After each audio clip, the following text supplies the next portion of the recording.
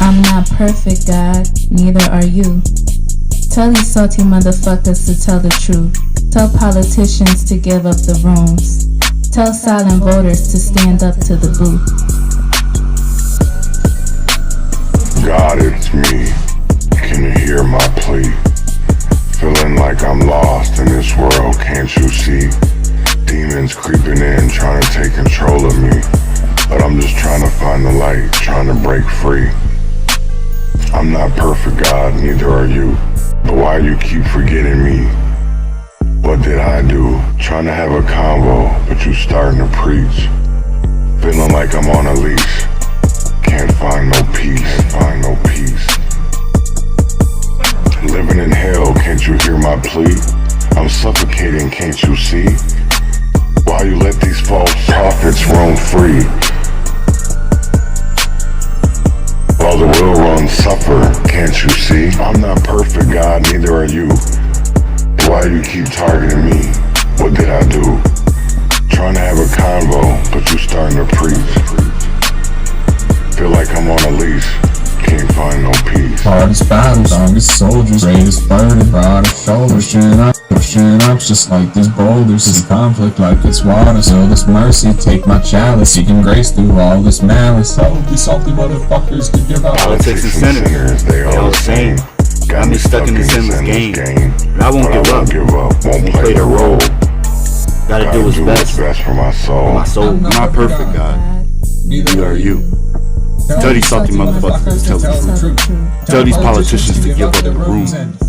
Tell silent voters to stand up to the move. Living wild but truthfully free. God keep on watching over me. Take my pleas and keep the receipts. I just want all of humanity to be free. And clean the seas and stop the greed. Good morning, good morning, good morning, good morning, good morning, good morning, good morning. You know how we always start this with independent music. And I got this morning Don Trip, Teardrops. And with that, I'll be right back.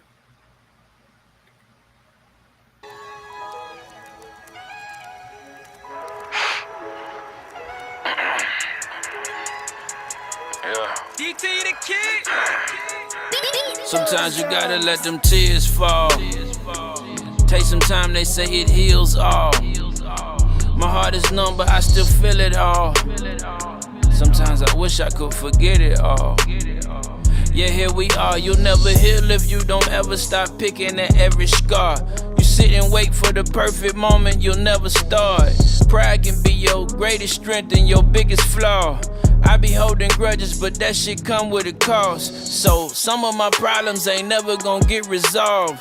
I won't apologize and I'm never accepting y'all's. No, fuck them all, every person that walked. You figured the grass was greener, now stay the fuck off my yard.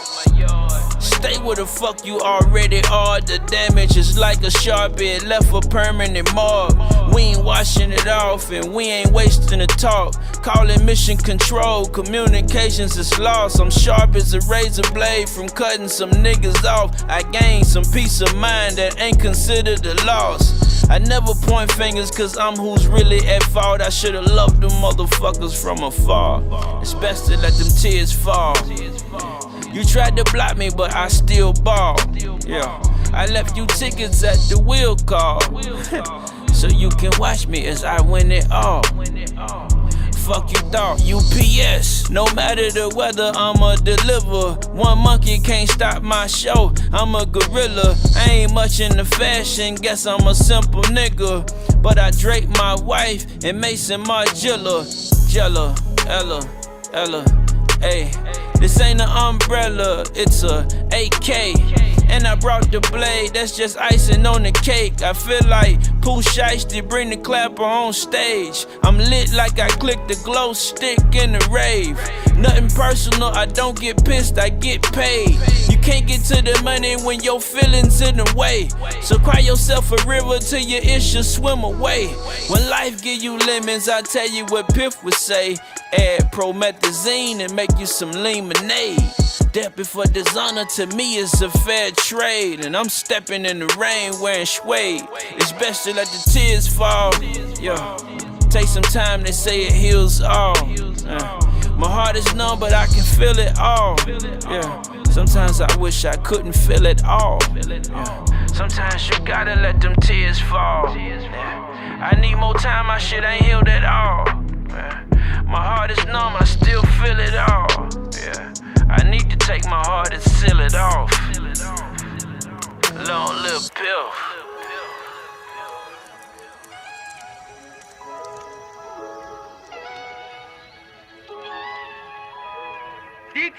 That was Don Tripp with Teardrops. Oh, there is really an opioid crisis going on in our country right now. And that's what really I wanted to get into, because I don't think people fully understand that there's two types of fentanyl, right? There's the hospital grade type, and then there's illicit. So there is a difference. And there's carfentanil, but it's synthetic. And it's very, very powerful. And that's what I wanted to get into, because first, and I want to talk about Rochester. Rochester has seen an uptick in overdoses this year. Bad. And I'm going to get into the reason. I'm going to get into the conversation of why Rochester is having a bigger uptick. And then you're seeing like things in the Twin Cities. You're seeing Chicago. You're seeing Milwaukee. And it's all the same. It's an opioid crisis. But we need to put fentanyl as a weapon of mass destruction. This epidemic, there has been a lot of discussion about fentanyl. It seemed to pop up kind of out of nowhere and has been a major cause of the increase in overdose deaths since about 2012. And it turns out that's not just a coincidence. Fentanyl is especially deadly because of the specific chemistry of the compound and the tendency for people who use it illicitly not to know how much they're taking at once. So in the ongoing fight to reduce opioid overdoses, we need to understand as much as we can about the specific threat of fentanyl and how we can keep people safe from the dangers it poses. To be clear, the fentanyl that's causing so many overdose deaths is illicit fentanyl, which is the kind that is made illegally and not regulated. But to start, let's explain exactly what the drug is. Fentanyl is an opioid, which is a type of painkiller. It's in the same class of compounds as opium, morphine, or heroin, but fentanyl is very strong, something between 50 and 400 times stronger than morphine. These drugs are also sometimes called narcotics, but for this video, we're sticking with the term opioid. Opioids mainly block pain by binding to something called mu-opioid receptors. These are basically small molecular switches on our nerve cells. Activating these receptors tweaks how easily and how often our nerve cells send electrical signals. Imagine them kind of like volume knobs on your nerves. Activating the receptor essentially turns the volume down. The end result is that the cells are less responsive to stimulation. Less response equals fewer pain signals equals less pain. And this is often what we want these drugs to do. Opioids have been used in medicine for a long time. Even fentanyl has been used as a medicine for decades. It was first introduced to the market in the 1960s as an anesthetic. Chemists had been looking for new painkillers that were stronger, safer, and with fewer side effects than previous ones like morphine. One of the ideas was to look for compounds that could dissolve into fat better.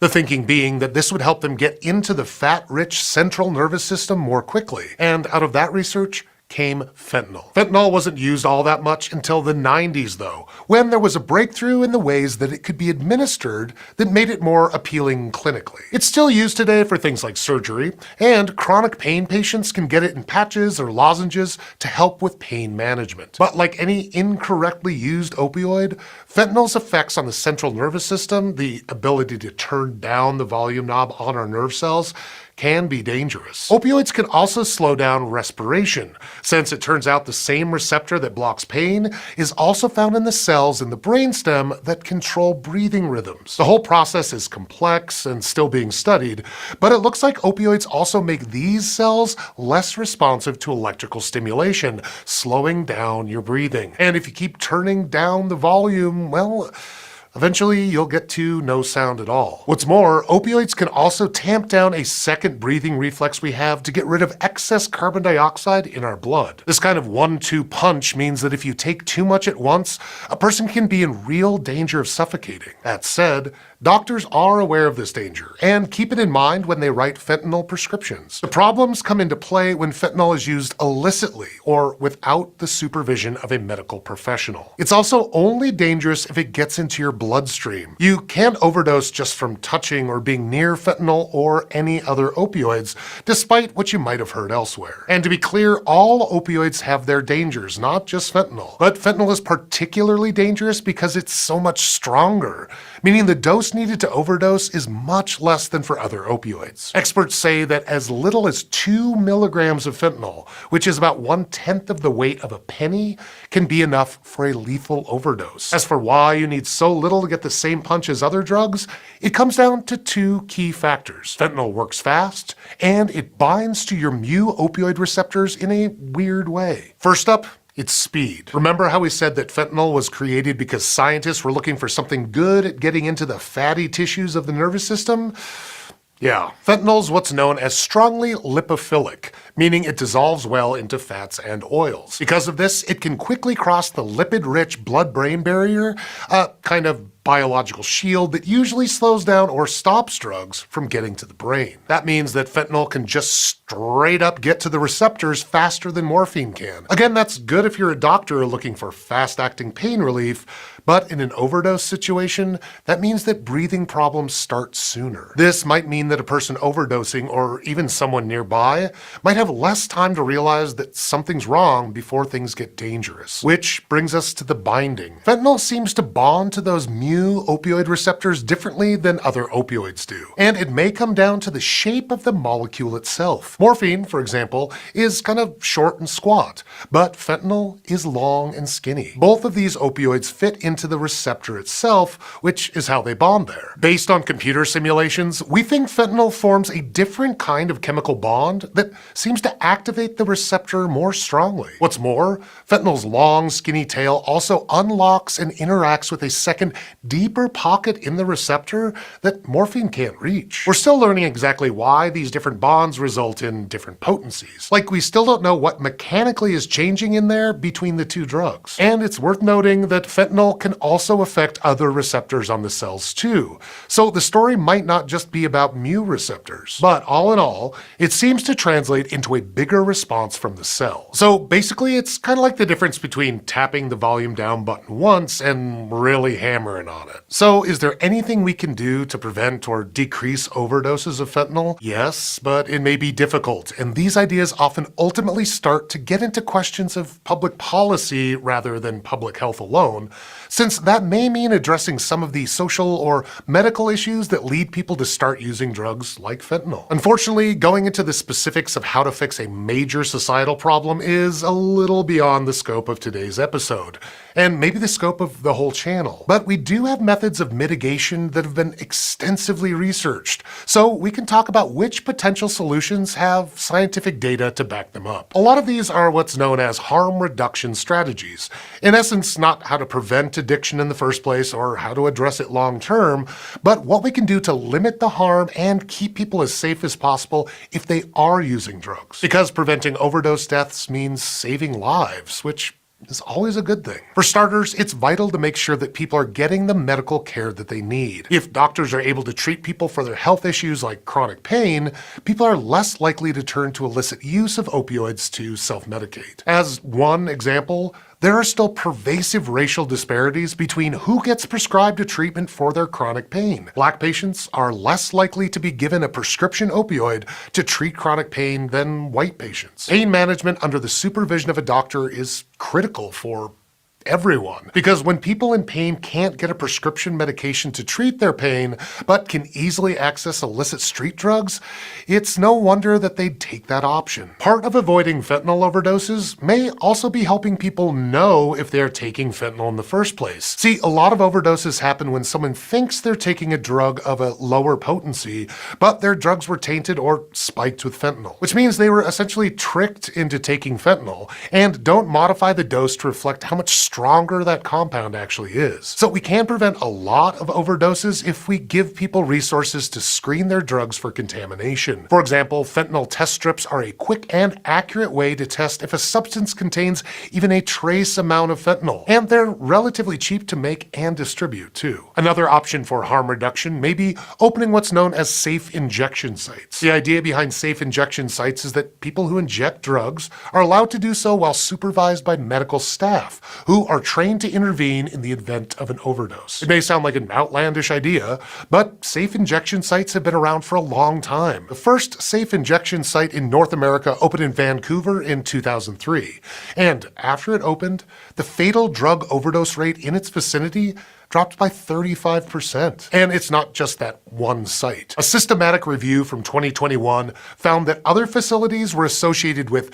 significantly fewer overdoses and fewer deaths from overdoses and improved access to treatment programs. These are just one of many interventions aimed at preventing overdose deaths from all manner of drugs. And while not all fentanyl is injected, these sites can also offer fentanyl testing strips and other safety precautions. Not only that, but we can even reverse overdoses after they happen, using a medication called naloxone. It's what's called a receptor antagonist, which means that it also binds to mu opioid receptors, but doesn't actually activate them. All it does is physically block other opioids from binding to the receptors. Naloxone can be given via needle or nasal spray and can restore someone back to normal breathing within a couple minutes. But fentanyl's potency and speed means that the window for someone to either administer naloxone or call emergency services is much smaller than with other opioids. There's been a proof of concept study into a wearable injected device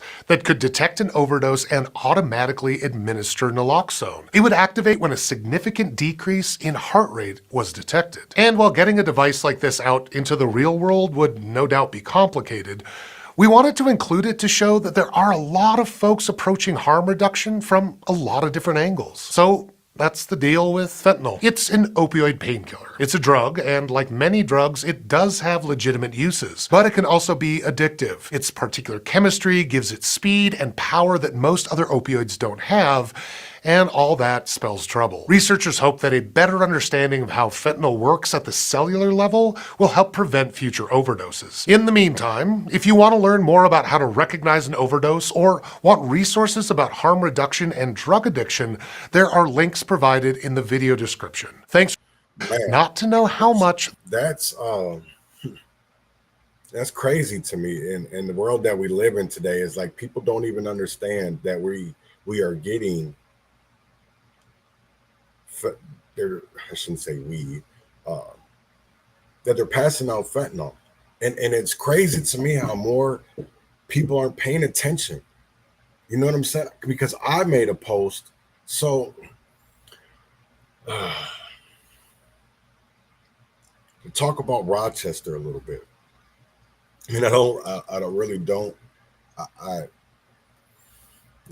It's to me, it's like it's whatever, because we have to save lives, and if that means that, and I will tell you this, to kind of hate the messages that I'm getting for this post is wild as hell to me. It shows me that what I'm doing is correct. Shows me what I'm doing is correct. Shows me what I'm doing is correct, and I don't give a fuck about no script ENT. You know what I'm saying? Like, I does this. I do this. You know what I'm saying? So I don't, all y'all people sending me friend requests, I'm not going to answer. I'm not going to do none of that. So, yes, Casey. But I'm tired. And then I'm tired of organizations and nonprofits that are sitting here that profit and to make money off our pain. Off our pain. I don't get that. I do not get that. And look at this shit. Yeah, I'm going to talk about that later. See if I can get it.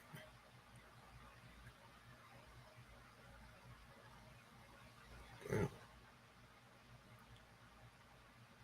So I shared this post yesterday, right? Or Saturday morning. And what people don't understand is how can you be a community emergency response team and you have people in your here's the thing of it is, right? And I really think it's the same thing with violence interrupters. It's the same, and it's all the same. How can niggas be for us if y'all out here doing the same shit? And I said that, feeding our future. This is what I don't understand. And it's like, how can all these people say that they want justice, right? When y'all are part of the problem. I don't understand that. And see, I know, here's the thing of it is too, because I seen this in the spotted in Rochester. It's like, who are you? What do you mean, who am I? My name is Chaz Neal, Rochester, Minnesota. And I know most of half of these people. Juan, Andre Crockett, Bud Horn, Carol Ann Dutt, Charles Jackson. See, we all know Tawanda Burks. We all know the same fucking people. And it blows my mind that, you know, and it hurts me. And this is why I fucking cut off a lot of people. I don't fuck with a lot of people. I do not fuck with a lot of people. And there's a reason. I don't live my life like that anymore. I try to live my life the best way that I can. I don't, not anything illegal. I don't sell drugs. I don't do any of that shit anymore. I call that shit out. The same thing with these little fucking sex offenders, these little child predators that are roaming in our community. And that y'all, these niggas know. That's the crazy part for me. Is that they take pictures with niggas who are out here hurting our community. And then we have people, politicians like Liz Bolden. She writes bills in the name of CERT. And you have niggas out here killing our community. Script ENT. I'm fucking tired of it. And I don't understand how people aren't going to fucking stand up in Rochester, Minnesota. Y'all claim to be y'all so about Rochester, about changing these streets. Then let's see it. Let's see it. Because I'm tired. I'm fucking tired of it. I'm tired of it.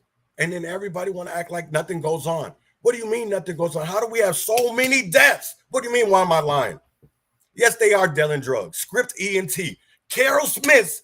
Man, come on, stop, bud. I called you, nigga. You know, that's the crazy thing for me. I can call you niggas and you don't answer. See, I didn't have to go public with this shit. I didn't have to go public with none of it. I didn't have to go public with none of it. Ain't nobody lying, bud. And I called you privately, nigga. That's what I don't understand. I can talk to y'all people. I'm just going to be done because I don't understand. Ain't nobody lying in your organization. Ain't nobody lying about feeding our future. None of that shit. None of it. None of it. I had people that bought cocaine that call and tested it. Here's the thing of it is that niggas don't understand me. People talk. People talk.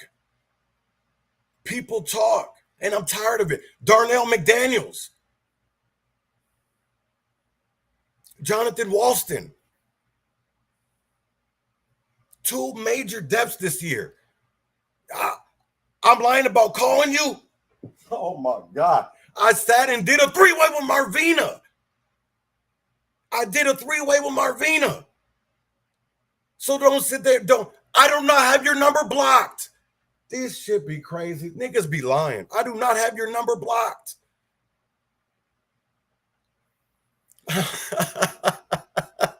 I just called you with Marvina. I just tried to call you with Marvina, and you didn't even answer. Come on, what number are you calling, bud? If you're calling that old 651, that's not my number. That is not my number. That is not my number.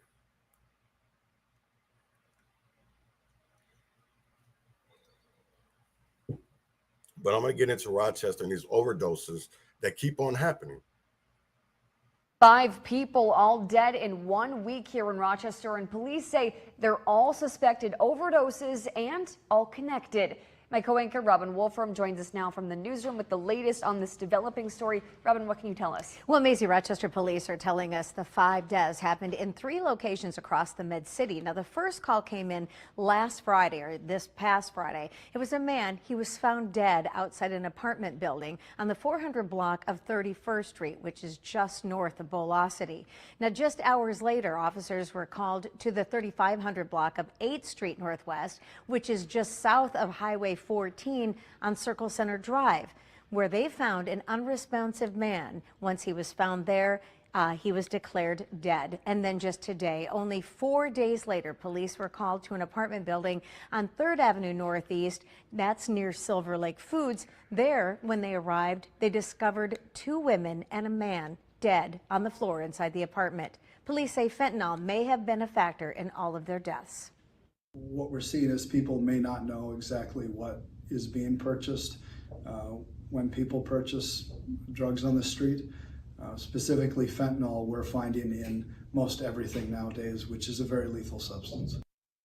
Rochester Police Chief Jim Franklin releasing a statement saying in part, quote, "These tragic deaths are a stark reminder of the potential consequences of illegal narcotics. RPD is aggressively working to identify and arrest those responsible for distributing deadly drugs in our community."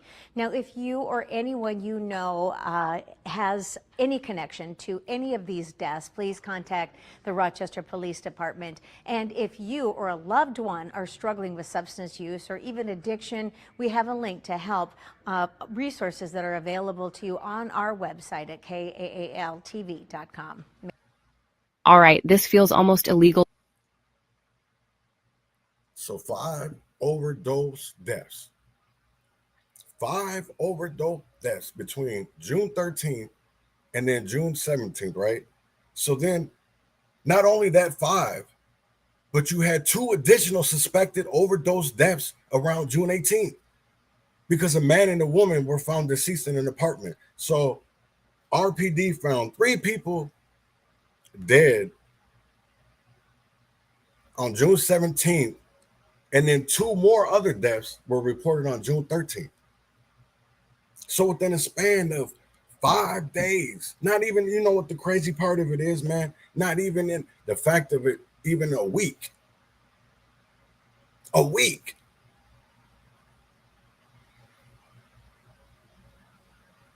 I don't understand it. How can we all say we fighting the same problem when we got people dying on the streets? I don't understand it. I don't understand it. How can, and here's the crazy thing of it is, right? And this is the,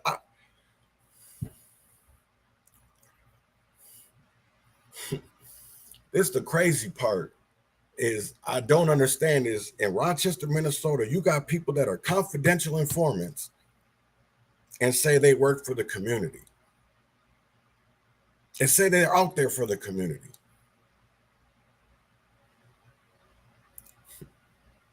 Go to Rochester Police Departments, do a data request and get their budget. Look how much they have a budget for confidential informants. And you'll be shocked. The same thing with Minneapolis police. You have to do some digging to get to it, but it's there. And I don't understand how there is so much that is going on in our community, right? That people don't even stand on it. The same thing with 4S. I've been in Rochester 30 years, around this area for 30 years, right? 1994. Rochester does not anywhere look like it used to. Anywhere near it. Nowhere near it. Nowhere near it.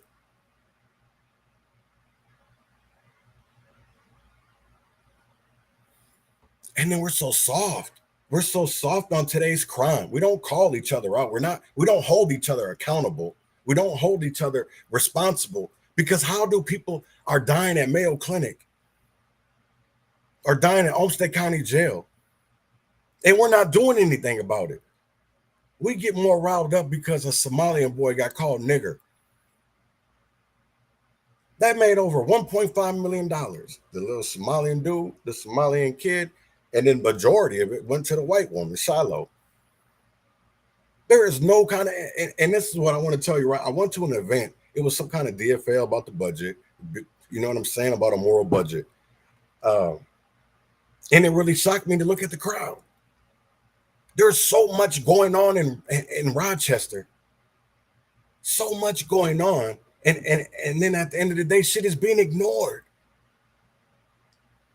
I don't understand it. And people, well, you're just mad because, no, I'm not mad. This is the problem, is that people look at me and see anger. It's not anger. It's not any kind of being mad. It's like, why can't niggas out here and do the right fucking thing? Everybody wants to scam the system. Everybody wants to scam each other. And I will never understand it, is how in Minnesota, period, since 2020, we have got over billions of dollars, and we got more homeless than ever. We have more deaths than ever. We have more gun violence than ever. How many kids have been shot and killed in Minneapolis from Rochester area? Over drugs. Let's be honest, over drugs. One of them was just standing out there and wasn't even a care in the world. And I don't understand it. It's like, and then everybody, well, why don't you care about Melissa Hortman? What do you mean? There is deaths every day in my community, people around me, and I'm supposed to give a fuck?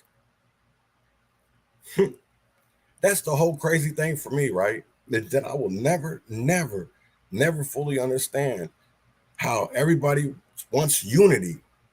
But what about accountability and responsibility? What happened to those two things first before we ever get to unity? Before we ever get to unity.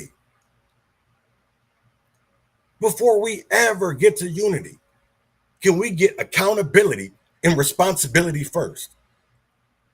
Because I will never understand this. I will never. You know what the crazy part? I would have never did the fucking thing on Saturday talking about CERT if I don't get a message and then calls from Rochester, Minnesota saying that they got the drugs from a certain person.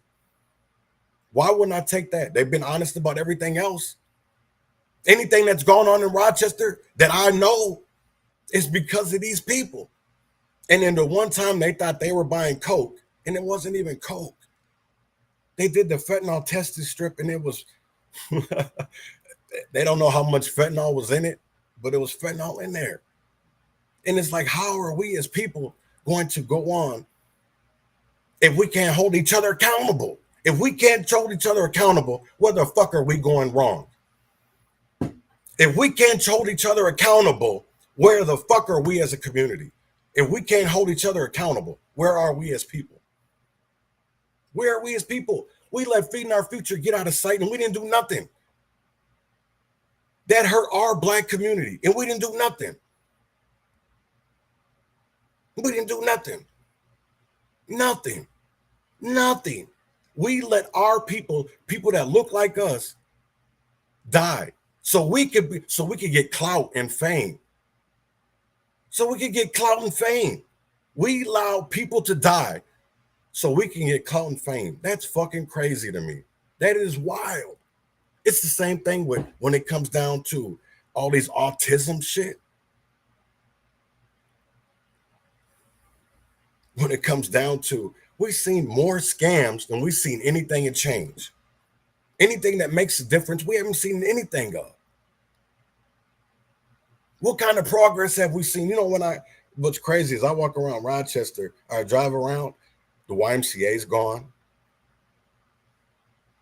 There's some fucking apartment building. Rochester, downtown, don't even look the same. Lord's High School's gone. Come on, bud. It's not. What do you mean to hold each other accountable with facts? It is facts. Wait, I'm just gonna let it go, man.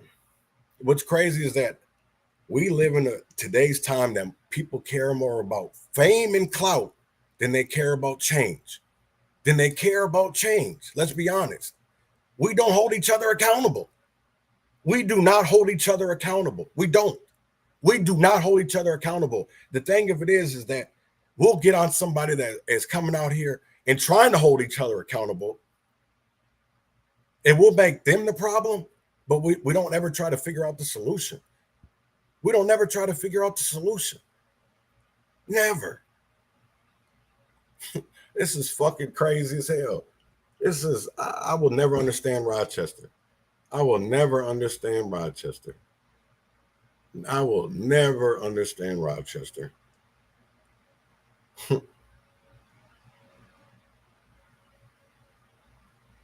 They got more tricks than treats. I swear to God, some fucked up ass niggas. I swear to God.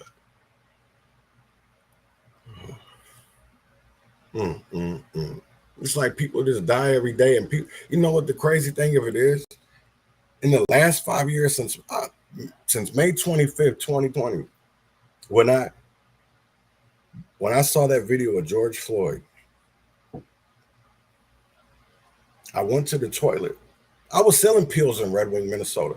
I was selling the same shit that people are dying today from, fentanyl, because I wanted to make a profit. That I felt like I was doing the right thing for people around me, for me and my kids, and my family members. But that's not.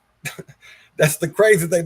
Is that really the goal? Do we want to live ghetto fabulous, or do we want to live generational fabulous? Because that's where it comes down to. I remember sitting with my grandpa back in, I don't know, it's probably like about middle 80s. And, this was a man that came from an area that seeing black people was irregular to him. That was irregular. But he treated me and my siblings like nothing. That there wasn't no difference in us. There wasn't no tint difference. There wasn't no skin color difference. We were his grandkids. I was his grandson. That's all that mattered to him. That's all that mattered to him, is that his blood was running through my veins somewhere, somehow. He didn't care about that I was black and he was white, because I was his blood. That was my grandpa. You know what I'm saying? And then I look at the world today, and we'll call each other BIPOC or POC just so we can allow people to do Juneteenth and Pan-Africanism, so that we can try to get some, I don't know nothing about Africa. I'm not saying anything bad about it, but I don't know Africa. I don't care about no Nigerian nigga Wale telling me any fucking thing.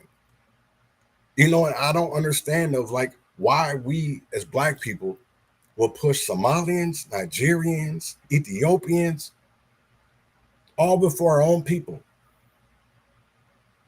All before our own people. And then they'll, you have people, I don't want to get involved in politics. That's what do you mean? Our kids go to school. It's political. Everything is about politics nowadays. If you're not paying attention, you're dumb as fuck. You're dumb, because there is something that is happening that is out of our control, and people need to pay attention. People need to pay attention.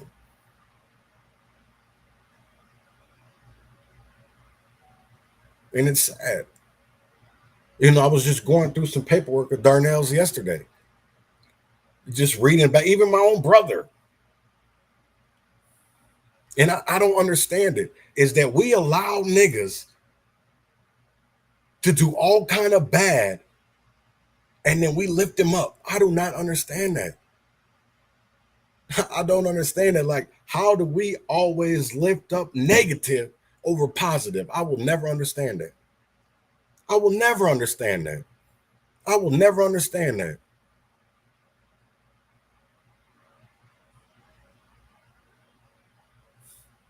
It's sad. And then a lot of it, people will do shit anonymously. Why? Here's the thing of it is, I'm not holding back names. So why do I have to lie? I have a picture of the nigga. So why do I need to lie? Do you know that's the whole fucking crazy part, man, is that I don't understand. I don't understand is that you can, you know, the crazy thing of it is, you can have proof. But see, if I show the picture, then people automatically know who it was from. So why would I do that? The same thing that I have messages up the yin yang. If people talk about, well, I'm going to talk to you, I'll tell you this, but please don't put my name out there. Please don't, because you know what? People don't like this shit. You know, this is why people don't get involved in this shit. It's because you can come out here and tell the truth. The same thing about, it could be about the police department. It could be about the school districts. It could be about our nonprofit organizations. It could be about all that shit. And if a person comes out here and tells the truth, they're the person in wrong. Because we grew up in a society that what stays in the home, what happens in the home stays in the home. What happens in the home stays in the home. That's why we had all them little fucking freaky ass uncles and aunties back in the day. And now you're just seeing it. And I don't know if it's because of social media and that's why we're seeing it more. But I can tell you like this. America's fucked up. America's fucked up. The black community is fucked up. Because I will tell you right now is that there is niggas out here that fuck a 14-year-old, get her pregnant, and then everybody will shut their fucking mouth. Or we have people out here selling cocaine and niggas are overdosing. But because it's not happening to our people, you know, that's the crazy thing for me, right? Because I remember being in Red Wing and when I got trained on the Narcan and, you know, I was doing a lot of that shit back then. And I remember going to a hotel in Red Wing and I had the Narcan a kid.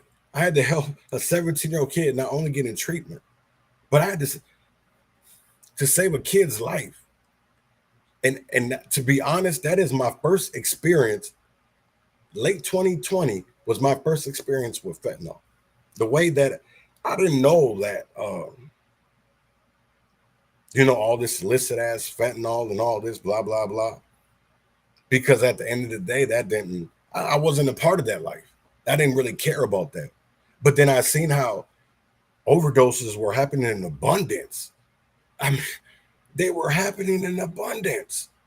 And then people here's the crazy thing. This is why I fucking cut off a lot of people, is because our own family members, our own friends were out here selling poison, a weapon of mass destruction, and niggas weren't saying anything because it wasn't, you know, that's the crazy, because I love that nigga. It wasn't out of loyalty. It was because you felt like you loved that person. But at the end of the day, would that person have done the same for you? And I've sat here and I've seen parents, both mom and dad, die of an overdose in Red Wing. And we still don't do nothing. You know, that's the one crazy part of it, man.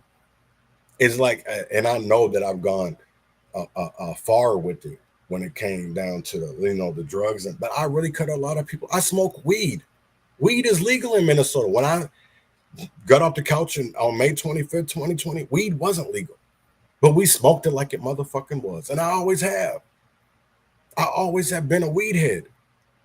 But you know what the one crazy thing is, I dabbled in cocaine years ago, 2010. And I'm still here to live it today. Because I got into dealing drugs just because I wanted to make people feel good. I didn't want to kill people. I wanted people to feel good. I wanted people to feel good. I wanted people to feel good. Not death. Because I will tell you right now, if you're out here doing cocaine, just like I told the person, that you got to stop. Because this shit is killing our community. If you don't care about your fucking self, care about your kids. Because all it's going to take is one bad time. If y'all haven't seen what's happening in Rochester, we got a bad fucking batch going around. There's been report of 7 deaths in the last week. In the last week. I don't understand. Why are we having these conversations? Because people make the pills right in the storage unit or in a basement. And because we don't tell on each other. You know, that's the whole crazy thing, is that people call it snitching. If you're not a part of the crime, it's not snitching. It's not. We live in a fucking society that we tell each other snitches get stitches. And I don't understand it. If you're not a part of the crime, yeah, that's what I don't understand, man. And yeah, I don't understand it. I will never understand it. Never understand it, of how we have gone as a society to where we just don't give a fuck.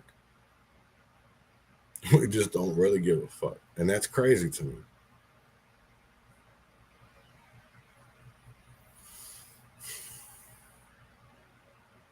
I just don't get it. Yeah, I just don't get it. I just don't get it.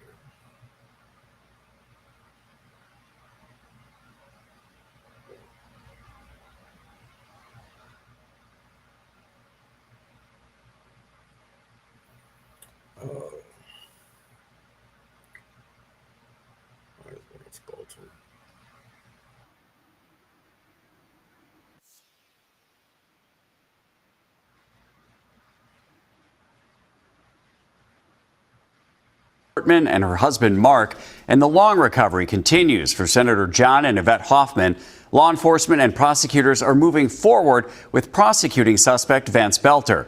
In tonight's Talking Points, Esme Murphy looks at the complexities surrounding the case and the possibility of federal prosecutors seeking the death penalty. The case of Vance Belter is now headed to court, a case filled with sensational and cruel details, also with heroism by police and the victims who tried to fight back. There's plenty of evidence: abandoned weapons registered in Belter's name, shocking surveillance images of the masked suspect at the victim's door, a journal with a hit list, and even a handwritten note addressed to the FBI signed with Belter's name, admitting to the crimes. Court documents say there is also video of the attack on John and Yvette Hoffman, who, along with their daughter Hope, tried to fight off the attacker. Federal and state prosecutors have filed very similar charges in federal and state court. The Hennepin County Attorney Mary Moriarty says she wants the state case to go first, but so far the hearings have been scheduled for federal court. Defense attorney Joe Tamburino was a guest on WCCO Sunday morning at 10:30 a.m. But normally these things are worked out and discussed ahead of time. However, now that he's in federal custody, he's not going back to state court. I highly doubt that they would allow him to make a court appearance. Federal prosecutors say it's possible Belter, who has not entered a plea yet, could face the death penalty. That decision will be made in Washington by the U.S. Attorney General Pam Bondi. Already this year, she has decided in another sensational murder case with Minnesota ties that Luigi Mangione, the suspect in the murder of United Healthcare CEO Brian Thompson, will face a possible death sentence. She decides whether or not to seek the death penalty in all federal prosecutions that would qualify for it. And obviously, murder would qualify for it. In the only court appearance so far, Vance Belter was given a taxpayer-paid public defender. The judge says an evaluation of Belter's finances will be needed, but Magistrate Judge John Doherty said the charges against Belter are so serious that he probably will permanently end up with a public defender. Belter comes to court with more assets than most. He owns this spacious home in Green Isle, Minnesota in Sibley County, an hour southwest of Minneapolis. According to Zillow, the home is valued at $520,000, has 3,800 square feet and 11 acres, and was purchased in 2023 for $520,000. In court, Belter said it is paid for. He reported he owns 7 cars and has $20,000 to $30,000 in cash and has at least 50 guns. Those are considerable assets considering what he described as a part-time job making $540 a week. Will he really end up with a public defender? I don't know of any practitioner in Minnesota that could actually handle that because we haven't had the death penalty since 1906. There are a number of federal public defenders in the country who are qualified to do this. Yeah, that still trips me out about the Melissa Hartman situation. Y'all need to be paying attention to what's going on in other countries. You can see that USA bombed a military base. Oh, actually, like 4 U.S. bases in Syria targeted.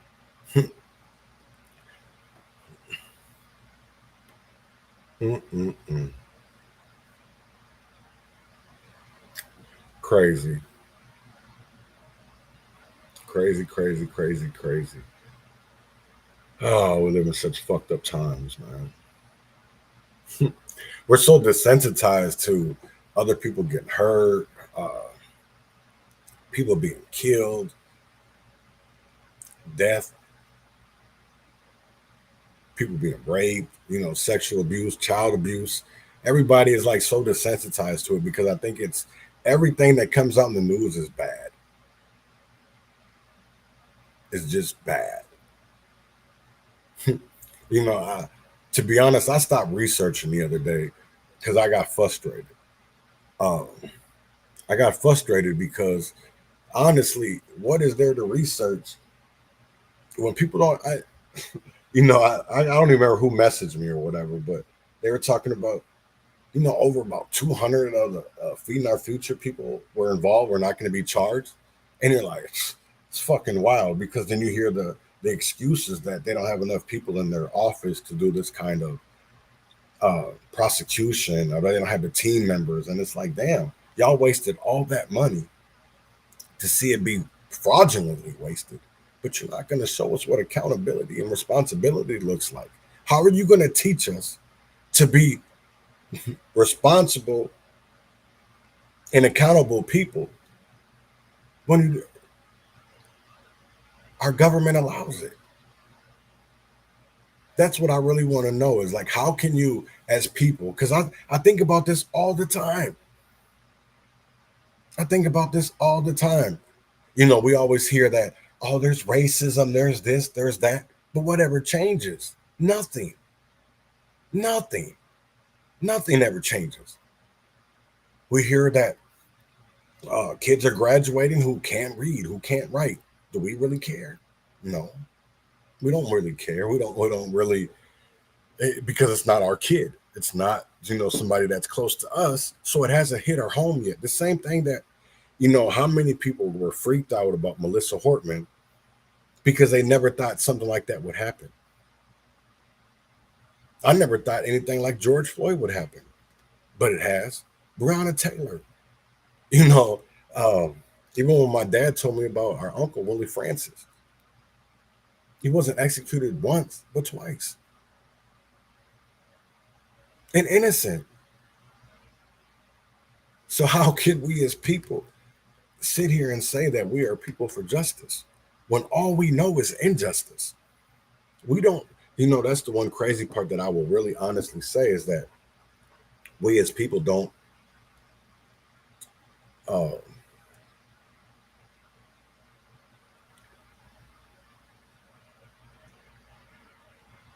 aren't held accountable. We don't believe in accountability. We don't believe in, and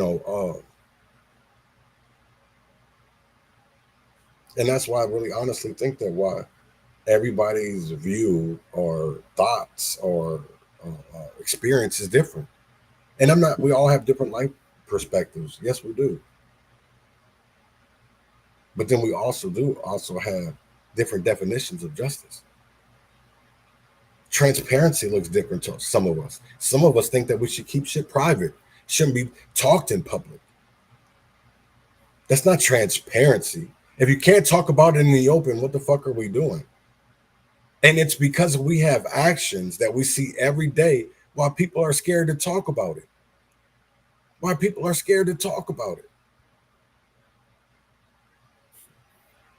That's why it's crazy to me is that we sit here and talk about, we can't even have conversations in our own communities without people getting buck wild and getting mad.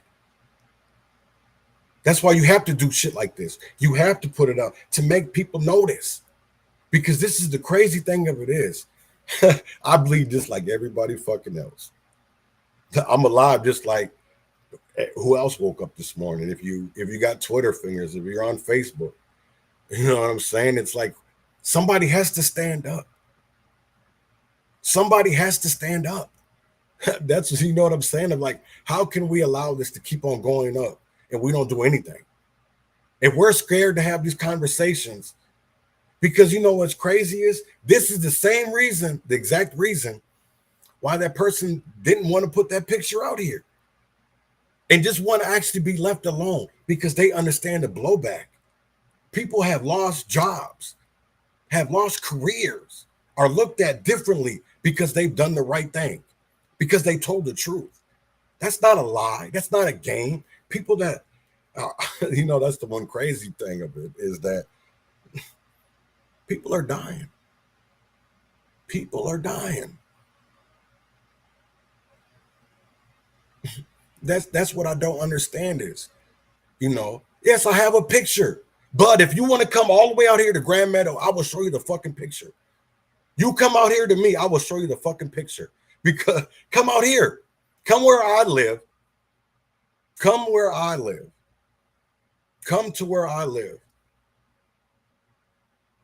Let's meet in something neutral. Because anywhere that I ever go, any events, I don't never see you niggas there. They're never there. I don't see them at city council meetings. They're not at school board meetings. They're not at events for, they care more about Juneteenth and flapping the wrong colors and talking about we rise. But who really rises? Yes, if I have a picture, but you come out here by yourself and I will show you the fucking picture. I will show you the picture.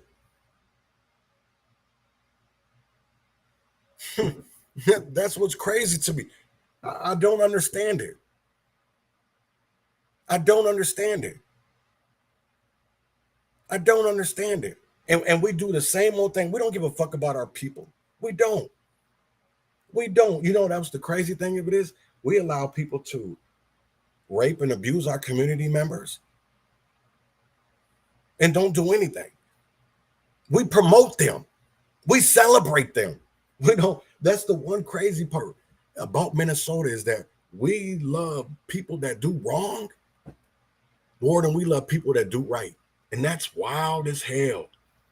That just shows you what kind of country, what kind of community, because I'll tell you right now, we don't have a community. We have neighborhoods. And to be honest, that's the way that they wanted it. They want, oh, I'm going to show this real quick. Have y'all seen that? There was a shooting yesterday in that mega church in Michigan. Here's that little video when it happened. Doesn't mean that we didn't have terrifying moments as shots ring out at a church in Wayne, Michigan. Captured on a live stream, families seen running for safety after police say a 31-year-old man started shooting outside. Please, everybody come to the back. Desperate parents grabbing their frightened children. Parishioners ducking as they try to escape. Someone getting guns out of his car and going into the church. It happened after 11 a.m. at the Cross Point Community Church just outside of Detroit. The suspect exited his vehicle wearing a tactical vest, armed with a long gun and a handgun. He approached the church building and began firing his weapon. According to authorities, a parishioner at the church hit the gunman with his vehicle. At least 2 staff members shot and killed the suspect outside of the building. His motivations are unknown, but at this point it appears he was suffering from a mental health crisis. I started hearing pop, pop, pop, pop, pop, pop. Wendy Bowden says she hid in a bathroom. We were just praying and we didn't know what was going on, but we knew it was bad. And hearing all the gunshots. Moments before the gunfire, children seen walking down the center aisle as fear erupted across the church. Tonight, the FBI assisting on scene.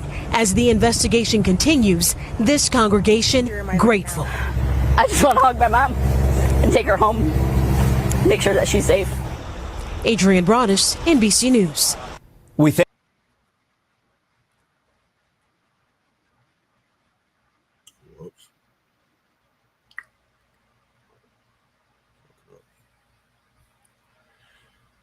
But even goes back to, what I'm saying is that we're in times that we have never seen before. We have never seen before.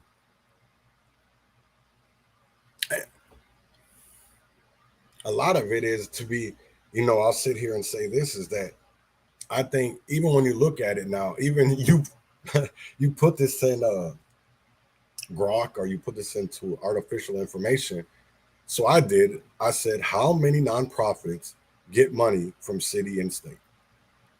So they said there is not exact number available for how many nonprofits in Minnesota receive funding specifically from city and state resources, as this data isn't comprehensively tracked in a centralized, publicly accessible way.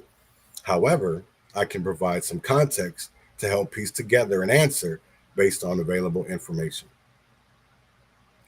So Minnesota has over 63,458 nonprofit organizations registered with 40,845 active tax-exempt organizations, including 31,672 501c3s. According to the IRS, data from sources like ProPublica and Tax Exempt World, not all of these receive city or state funding, as funding depends on the nonprofit's mission, location, and eligibility for specific grants or contracts. But that was to show how much money had been, because we already know this was public. And I thought this was kind of weird too, because, we go back into state funding. And as we all know, in 2023, Minnesota lawmakers allocated over we just got over that. So that biennium ends July 1st is when we go into the new year. If y'all didn't know, we was in a kind of a budget, supposedly budget stall, because that's when a lot of the new budget starts is July 1st. So that's when, the bills that were just passed and all that will be ending starting July 1st. But in 2023, Minnesota lawmakers allocated over $1.1 billion to nonprofit groups through legislative grants, with some organizations receiving more than their typical annual grants or donations.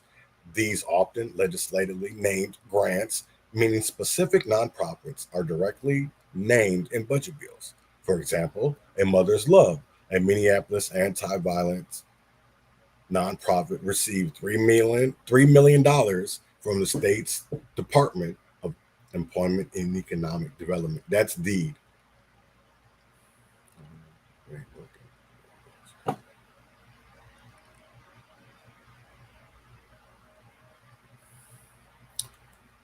Yeah, there's a lot of fucking money that goes out the, and that's the one crazy part is like, how can we are spending so much money to solve these issues, but all we see is money going out the door and no solutions? Because I will tell you right now, is that homelessness is getting worse, overdoses is getting worse. That's the crazy part of what they don't want to talk about, especially in Rochester, is that they had 4 overdose deaths last year in 2024. 2025, they're already at 14. They're already at 14. And still nobody wants to, they still think that all this bullshit that we're doing with harm reduction, we're not really, I will say this, right?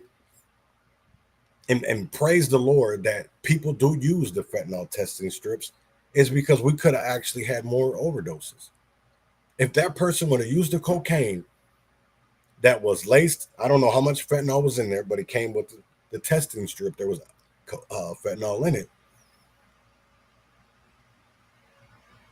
What are we doing? If we're sitting here and expecting no kind of responsibility, accountability, what are we doing? What are we doing? What are we doing? We're not holding each other accountable. We're not holding each other accountable. We're not holding people to a higher standard. We don't even hold ourselves to a higher standard. And like I was said, if they want to see the picture, here's the thing of it is that I didn't have to do, somebody asked me why I do this. I didn't. I could have went to the police. I didn't have to go to Facebook. I didn't have to go to Twitter. I didn't have to go to TikTok. I didn't have to go to none of that shit. I could have straight up called the non-emergency number in Rochester, Minnesota. I'm not a fucking snitch. I don't sit here. Here's the thing of it is, why are motherfuckers so scared of holding each other accountable? Why are we so afraid of holding each other accountable? I don't understand that. Because if we did, a lot of us wouldn't have said goodbye to our friends. People that we say we love. But where's the love if we're not holding each other accountable?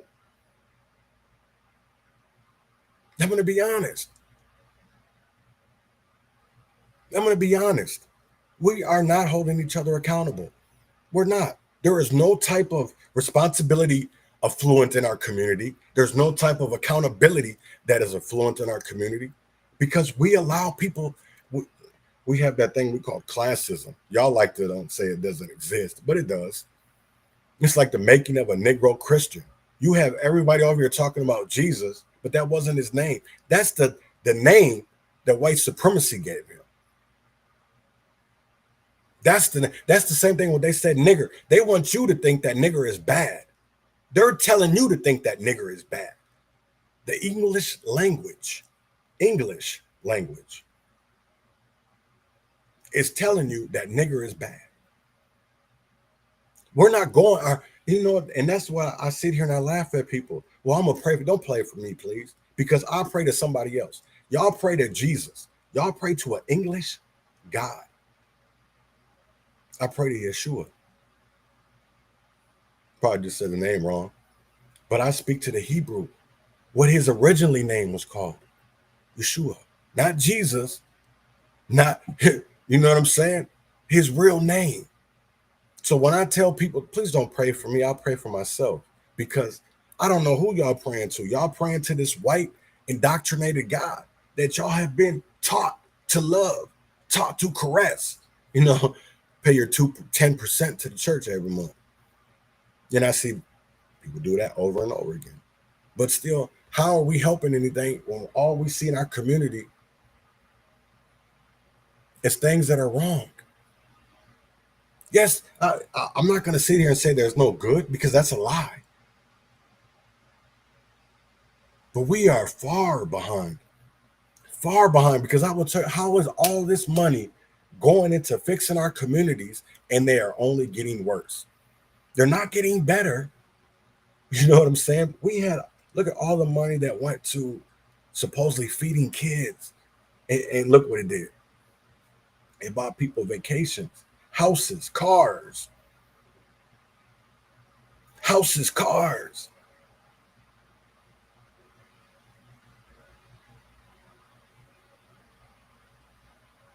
Not freedom.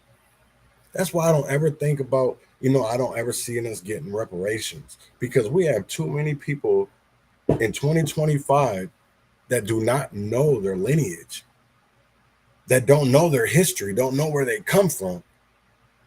So it's more like a hogwash. Because I really do think about it. Like, why don't we ever want to talk about the Emancipation Proclamation? Why don't we want to talk about the beginnings of Juneteenth? Why don't we want to talk about, the realities that there was a war on our streets? There wasn't a war on drugs. And that's why when people talk about ICE, I don't care. I already got, that's the one crazy part for me is that there's police every day in North Minneapolis, South Minneapolis. We need to police each other. We need to stop going to other people for help and do it ourselves. That's what people don't want to see this. This is a lot of the things. I don't want to go to the police. I don't want people to go to, my brother is in prison for 18 years. 18 years in the feds. 18 years.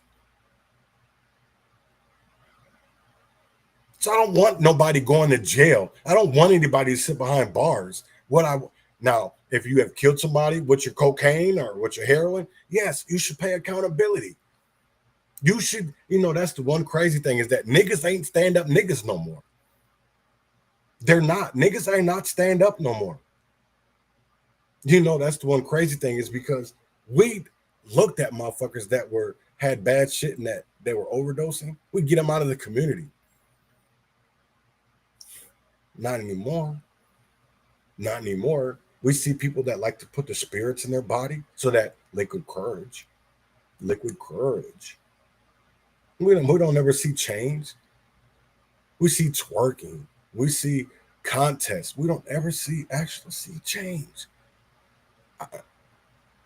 You know, Martin Luther King's I Have a Dream has now turned into a nightmare, especially if you're black. Because I will tell you right now is that I know goddamn well that Fred Hampton, Malcolm X, and Martin Luther King Jr. is turning in their graves because of the fact that a lot of these motherfuckers out here is not bowdy. We do more damage and harm to our community than we try to do to uplift it. And that's what I will never understand. I will never understand. We don't have to be, you know what the crazy thing of it is? I didn't get into this to make friends. You know, what's crazy is, and congratulations on the baby. I'm excited to see her. You know, it's great to hear that people had gone on and, you know, I kind of ignored it or whatever. Not saying that they were bad, but I haven't talked to the person in almost 5 years. And we had talked last night and he lives in Illinois now. And it was such a blessing. It was such a blessing to see that, you know, people do grow. People do learn. But you have to get away from the bad seeds that were helping you cause that. And in today's time, we don't want to do that. We don't want to let go of our so-called friends or, you know, we don't, no. We don't want to. That's why I'm better solo dolo. I don't hang around a lot of people because I do know people that are out here selling drugs, cocaine, heroin, but I'm not the police. It's not my job to go to the police and be like, hey, get this person out of here. I could have been done that. You know, here's the one crazy thing that I want to let a lot of people know. When it came down to the little drugs and all that shit in Rochester, because I have a lot of so-called family and friends there. I don't talk about Rochester the way that I need to. But I'm going to tell you like this, is that there's a lot of individuals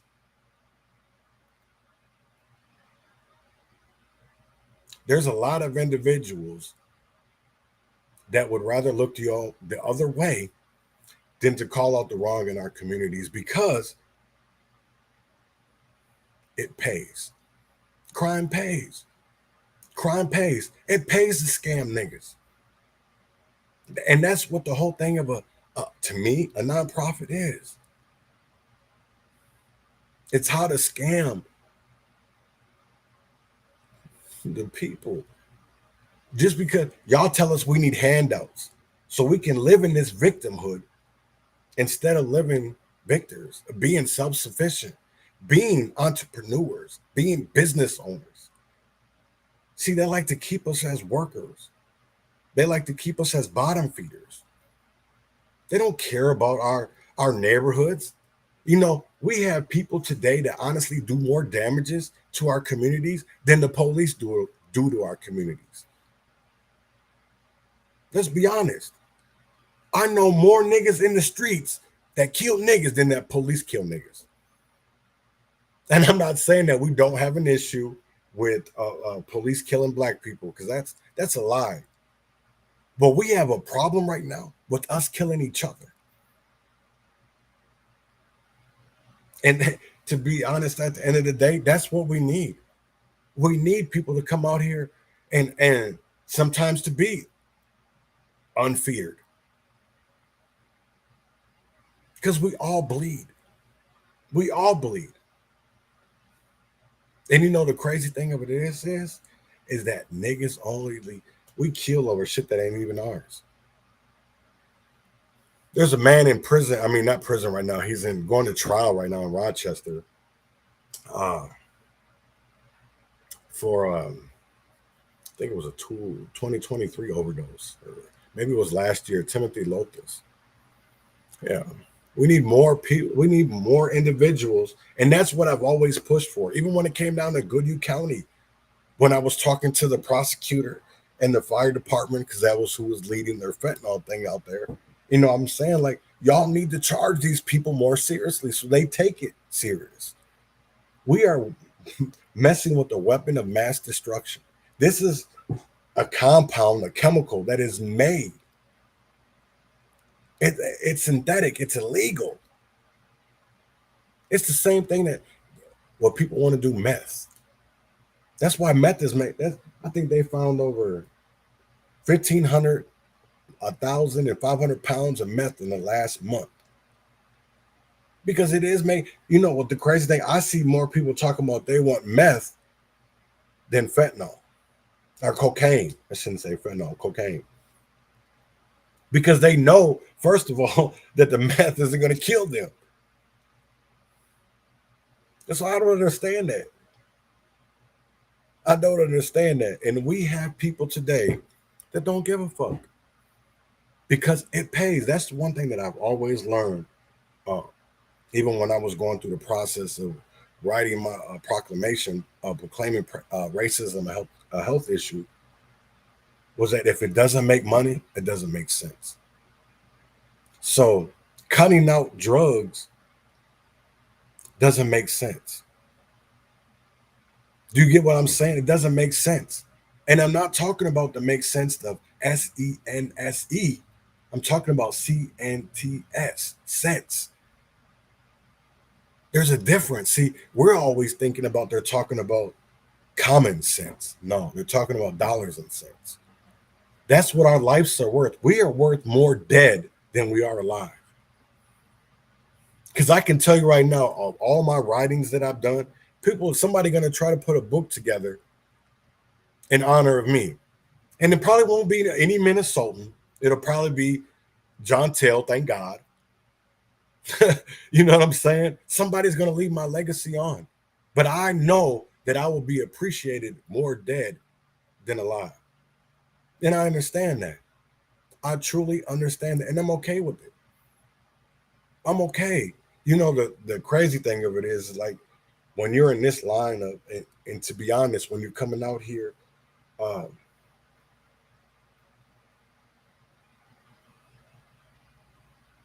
being a truth seeker, being a truth teller. That's how Malcolm X got killed. That's how Martin Luther King got killed. That's how Fred Hampton got killed. How many people, how many activists, so-called activists, have died in these streets fighting for change? Because I can tell you about the women's suffrage. I can tell you about civil rights, black codes, Black Wall Street. I could tell you a whole lot. But are you going to take heed? Are you going to pay attention? You know, that's the one big thing. Are you going to pay attention? Because it is happening. It is happening. You have people in our communities, and they always say, well, it's not the parents' fault. So we're not going to put any of the responsibility on the parents. We're just going to put, even though the parents know, because they reap the rewards, the vacations, the coats, the extra money. You're not, people around you aren't going to tell. They're not going to say anything negatively. They're going to think positively because they never bite the hand that feeds them. Cut it out, y'all. Come on, man. I know y'all ain't that stupid.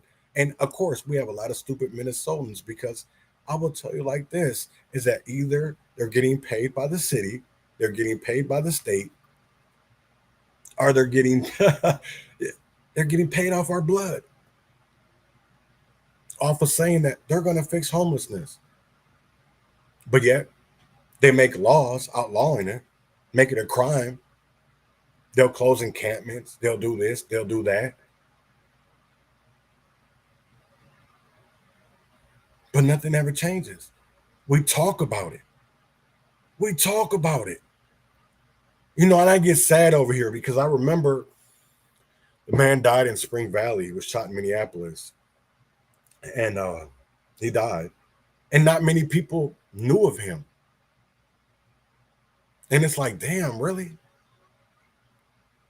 It's like, wow. And I can honestly tell that we don't really give a fuck. So in my eyes, I'm always going to go out with a bang. Because there's nothing else you can do to me but kill me. You can't get me to shut up because I'm going to talk. That's what's crazy, is that there's so many cowards. They say they're men, but they're cowards. If you're getting paid for saying you're changing the community, but you're not changing anything, the only time we ever see you is when the cameras are there, or KIMT or KAAL. When the shit's really happening, y'all ain't nowhere in sight. When the overdoses are happening, you're not telling your drug dealer friends to stop selling drugs. I have. That's why I don't have friends no more. That's why I don't really fuck with them niggas. Because there's the thing of why I cut a lot of people off, right? And I'm really mostly to myself, is that people, if you're selling cocaine or heroin or any of that, just know you're selling fentanyl. So people that were selling drugs, I really distanced myself from. I've distanced, even if it didn't matter if they were family. It didn't matter if I had known them for 20 plus years. I'd cut them off. Because I didn't want to live my life like that. I don't want to lie. And that's why people look at me differently. They see me differently now, or they hate me. You didn't hate me when I was out here lying and stealing. You didn't hate me then, but you hate me now that I'm telling the truth. That's fucking wild. But you understand, start to see who really loves you and who doesn't. Because when you go out here and you start telling the truth, they don't like that. They don't like that. They do not like that, because they'll get, oh, you're lying. Them aren't facts. Stop talking about my team. But they won't talk about the shit that you're talking about. The fact that there are CERT members, that their family members are out here selling drugs, cocaine, and it's mixed with fentanyl. Laced, I shouldn't even say mixed, laced. You're out here selling. And here's the thing of it is, how is that not being complicit, aiding and abetting, if you're not saying anything? If you're looking the other way, if you're not saying nothing to that friend, if you're not saying nothing to that man you call brother, to that man you call a friend, something is wrong. Because I will tell you, this is the reason why I cut off a lot of niggas in Rochester, right? And you're seeing them all in the news doing some dumbass shit, because they still want to live like that. They still want to live. They want to be at 1 foot in and 1 foot out. I'm not like that. I'm not like that. I want to live no foot in the streets. I want to be out here changing that shit. And I understand that if you want to, just like Melissa Hortman, everybody says that she knew she was going to die. Some people have literally said that she knew she was going to die. I don't know if she did or not. I don't know, but she did know that vote was going to hurt her. That vote, and we knew that vote was going to hurt. The rhetoric that was coming out, how could it not get violent? How could it not get violent? That's what y'all don't understand. Y'all can talk about kumbaya all you want. You have to fight. You have to get the violence to get the peace. You have to. You have to. So like I said, if they want to come out here and see the picture, bud, if you want to come out to Grand Meadow and see the picture, I will gladly fucking show you. I will gladly fucking show you. I don't even get motherfuckers nowadays.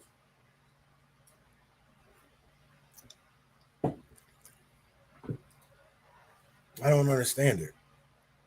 I really don't. We say we care for one another. You know, that's the one. How can y'all say the Asada chant when y'all won't even hold your friend accountable? That's what I don't understand. How can you not hold your friends accountable? Your family, hold them to a higher standard, because you want the world to see, on Facebook or Twitter. You want the world to see one way. But the truth is a whole nother way. Y'all don't want people to see that. The same way in Minneapolis when it comes to these churches, right? Because they all are reverends, most of them. Because that's the quickest way to sell somebody a dream, is to be a pastor. It's to be a pastor. It's to be a pastor. To be a pastor or a reverend. And then when they get called out, and if people even show proof, then people still won't believe it. People still won't believe it. And I will never stop talking about this till I actually get an answer. Was Clarence Hightower sucking off Major Tops? Rest in peace. But that's something that I really want to know. Because there's enough conversation out here about it. And nobody ever got a fucking answer. Because supposedly, y'all don't care about that. You don't care about justice. You don't care about none of that. What you care about is that fame, that clout. That's what niggas care about.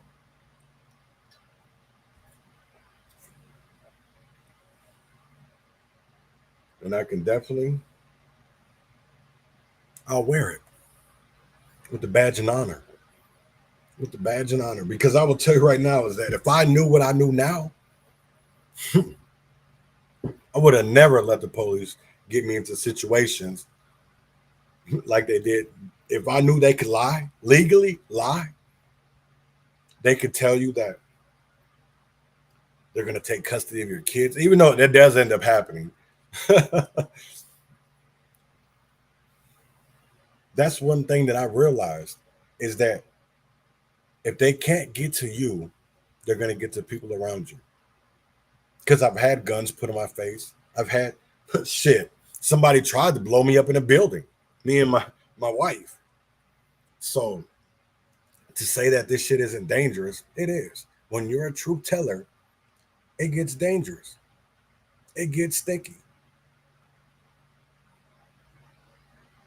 And I know plenty of people that have had their life threatened for telling the truth. Because I'm one of them. I'm one of them. And to be honest, I've had HROs, which I've won in court. I've had cease and desist. I don't give a fuck what you do. The truth is the truth. You can hit me with any kind of, and I've never been to court. I will tell you like that. I've never been to court for all the shit that I've posted over the years about Jerry McAfee, Brian O'Hara, Adriana McDonald, whatever the fuck his name is, Felipe Cunningham, Cortez Rice, Frank Nitty. I stand by what the fuck I said. Y'all niggas is crooks. How can you say you want the community to get better and you are part of the problem? Because you don't stand up to the problem, you join the problem. How can you say that that's the one thing I will never understand, man.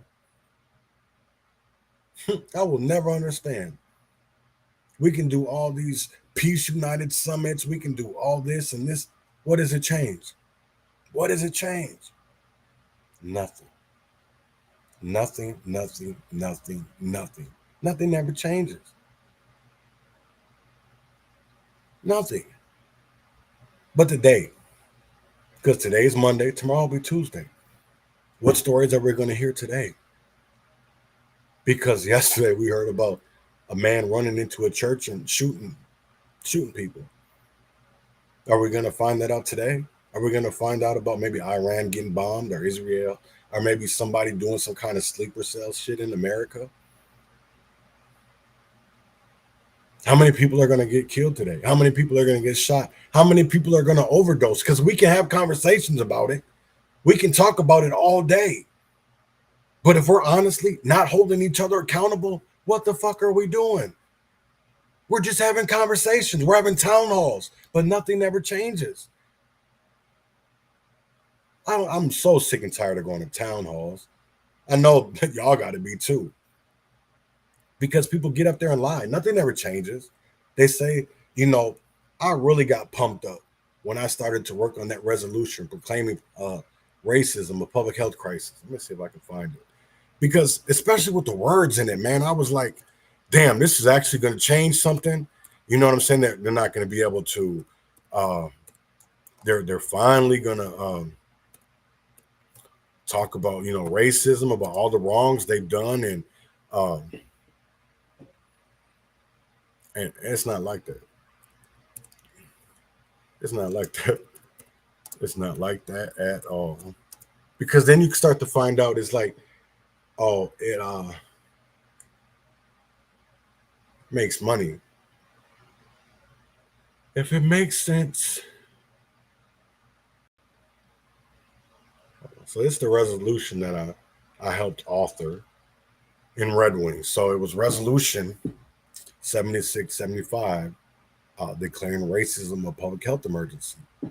The vision of the city of Red Wing states that the Red Wing thrives as a vibrant, creative river town that values its natural environment, welcomes all people, and unlocks opportunity for everyone. Whereas the mission of the city of Red Wing states that we thrive to create a sustainable, healthy, accessible, resilient, and equitable community where every person feels at home. The city of Red Wing recognizes the city is built upon the homelands of the, I can't even pronounce that, Dakota Indians of the Prairie Island Indian community, and that indigenous nations have lived upon this land since time immemorial, and that the land itself carries historical trauma, and that genocidal policies have aimed to strip tribal nations not only of land, but of culture, language, and family systems. Whereas the city of Red Wing recognizes that Africans were forcibly brought to this country enslaved, and after the emancipation of slavery, citizens of this country perpetrated anti-Black racism through violence, mass incarceration, and anti-Black policies, including redlining, and that the social construction of race was used to justify their less than human. And that's what's crazy, right? Because when I was doing this, there was a group, I think it was called Snowstorm or whatever in Red Wing, and there was HRC members, Nikki Buck and Liz McGill, were saying that I was less than human. And I was like, damn, because I was a piece of shit. I didn't deserve any kind of status just because I was less than human. And it's crazy. And this is the kind of things that you go through when you try to make change.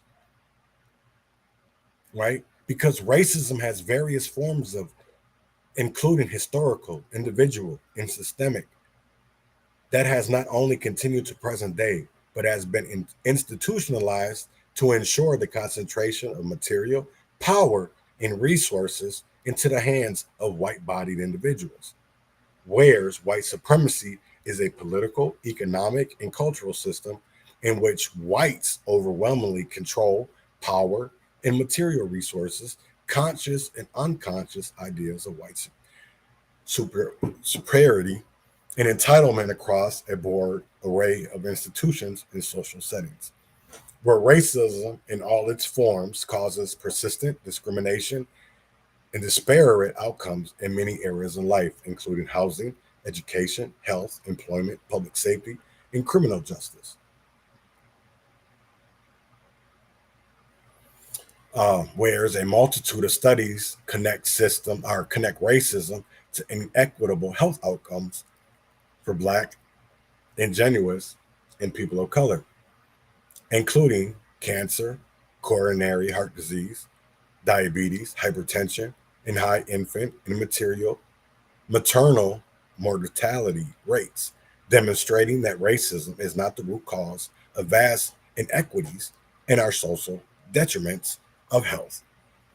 Whereas leading medical and public health organizations, including but not limited to the American Medical Association, the American Academy of Pediatrics, and the American Public Health Association, recognize that systemic racism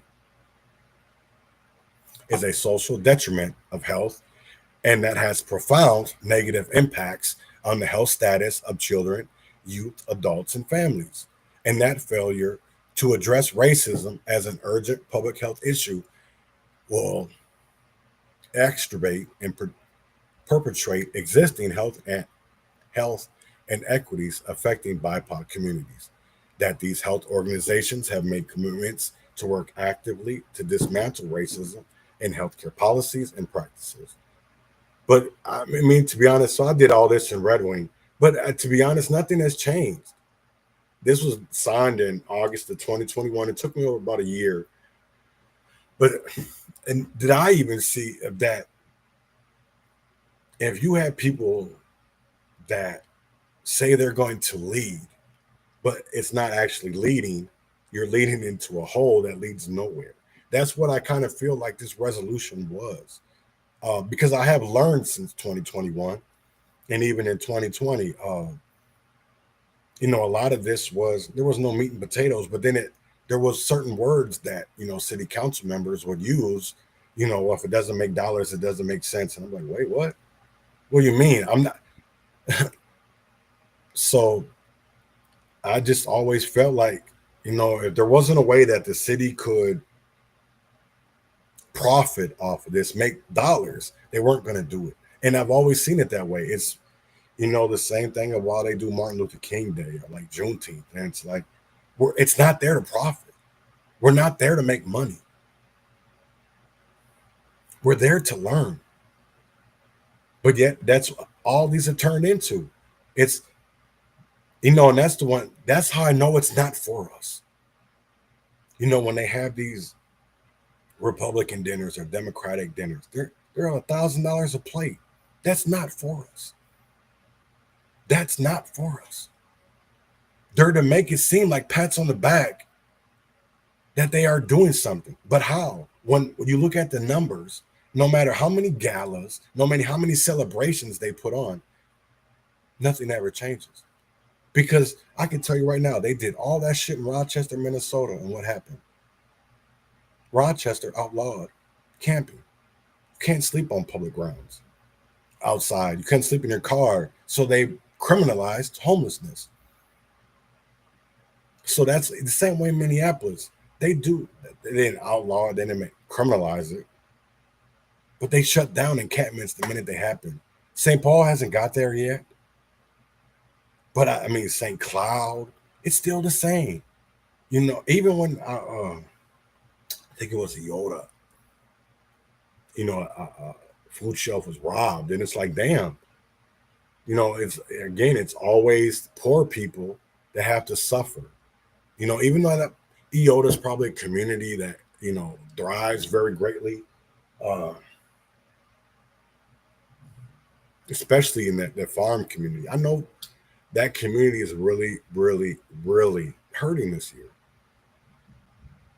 You know, and that's one thing that we won't talk about is how much our neighborhoods are suffering. Because they're suffering bad. They are suffering really, really bad. They're hurting really bad.